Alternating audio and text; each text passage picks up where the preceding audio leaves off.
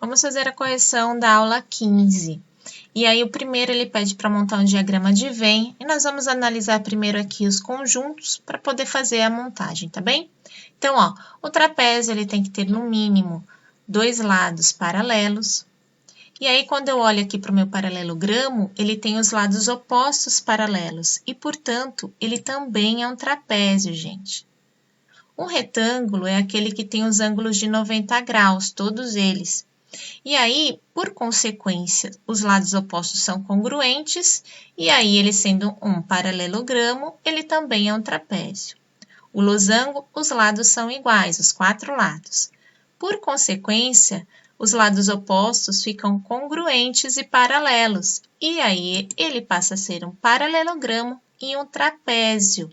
Mas nem todo losango tem ângulos de 90 graus, todos os ângulos de 90 graus. Então, eu não posso dizer que ele está exatamente dentro do conjunto dos retângulos, tá? O quadrado, ele é losango, retângulo, paralelogramo e também trapézio, porque os 4 lados dele são congruentes, os ângulos internos são de 90 graus, e quando os 4 lados são congruentes, eles ficam lados opostos paralelos, virando um paralelogramo também, e por consequência um trapézio. Agora eu vou montar aqui, ó. Então, esse é meu conjunto dos quadriláteros convexos. Aí, como todo mundo está dentro do trapézio, ele é o primeiro que eu vou colocar. O paralelogramo seria o segundo, porque todos abaixo também estão dentro dele. Agora, o retângulo e o losango, lembra que um não está dentro do outro, mas eles têm aqui um ponto de intersecção, ó, que é o quadrado. Então, eu vou colocar aqui primeiramente o retângulo, ele é paralelogramo e trapézio, como a nossa marcação. E ao lado eu vou colocar o losango, que também está dentro do paralelogramo e trapézio. E a intersecção entre eles, que está dentro de todos os conjuntos, é o quadrado. E é só conferir aqui, ó, e tá certinho com o seu diagrama de Venn. O próximo, eu repeti aqui o diagrama, porque ele quer que você confira as afirmações. Então, a gente pode se basear por aqui. Todo paralelogramo é um retângulo? Só por aqui você já poderia saber que não, né? Nem todo paralelogramo possui ângulos de 90 graus. E se você olhar aqui, quem está dentro do paralelogramo é o retângulo. Então, ao contrário, seria verdadeiro. B. Não existe losango que seja quadrado? Como assim? Olha aqui, ó. O quadrado aqui, ó, no conjunto do losango. Então, isso daqui é falso. Todo retângulo é losango? Nem todo retângulo tem os 4 lados congruentes. E isso também é bem visto aqui, ó, porque essa parte aqui não está em comum com o conjunto do losango. Então, não existe. Não é verdadeira. A D, existe losango que é retângulo? Sim, existe, e ele é chamado de quadrado, tá aqui, ó. Então, seria a alternativa D. A última, gente, um quadrado pode ser um retângulo? O problema é aqui, no pode. Ele não pode, ele é um retângulo, tá bem? Esse daqui, ele fala de um trapézio isósceles de bases diferentes.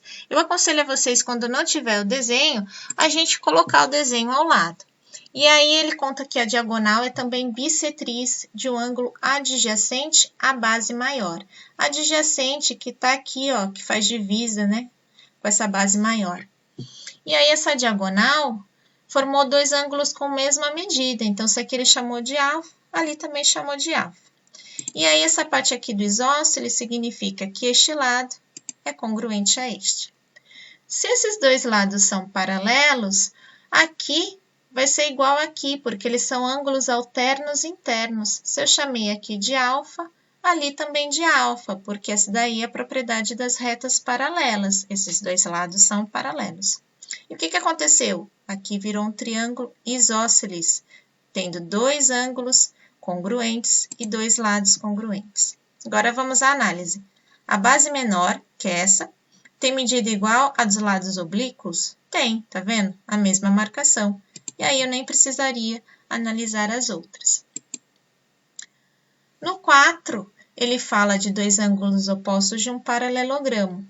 E aí, ele dá essas medidas, que não são medidas exatas, é uma equação algébrica, E aí eu vou montar o meu desenho, tá, gente? Eu poderia escolher isso daqui desse outro lado sem problema. Só que, quando eu vejo que eles são opostos, eu já entendo que eles são iguais. Eu vou querer saber o menor ângulo desse paralelogramo, mas primeiro eu vou descobrir quais são esses valores. Então, ó, igualei os dois, porque os ângulos são congruentes.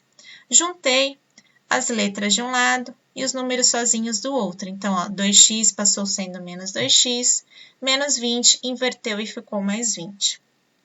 Aqui, 2 vezes um número que dá 60. Você já poderia pensar que é o 30. E aí, o x aqui, na verdade, como está multiplicando, você pode inverter e dividir. E aí, de novo, sai o 30. Ó. X é igual a 30.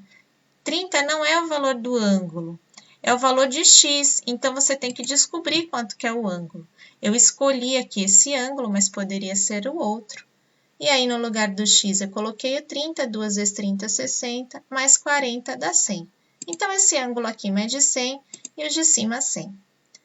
Os 4 ângulos somados dão 360. Se eu já usei 200 desse lado, sobrou 160.